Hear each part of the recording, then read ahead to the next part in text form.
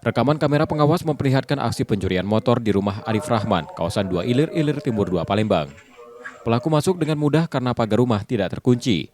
Peristiwa terjadi usai sholat subuh. Dua pelaku terlihat dalam aksi ini, satu masuk ke halaman rumah, sementara lainnya berjaga di depan pagar sambil mengawasi situasi sekitar.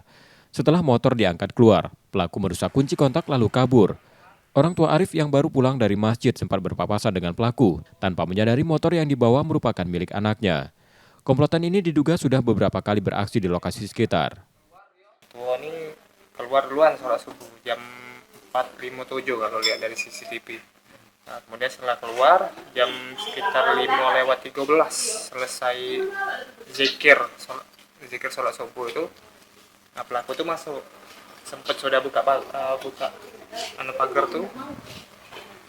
Nah, kemudian ada Gojek lewat, sempat batal ke sebentar, tapi masuk lagi, langsung ngangkat bagian ban depan.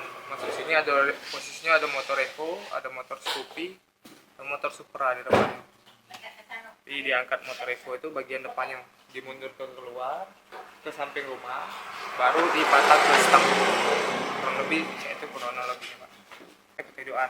Jadi wong tua yang berpapasan pas balik selisih 2 menit. Tapi tidak nge wong tua. Tidak nge karena matonya kata. Kasus pencurian tersebut telah dilaporkan ke polisi dan keluarga berharap pelaku segera tertangkap. Rizky Oktora, Muklas Diferensial, Kompas TV, Palembang, Sumatera Selatan.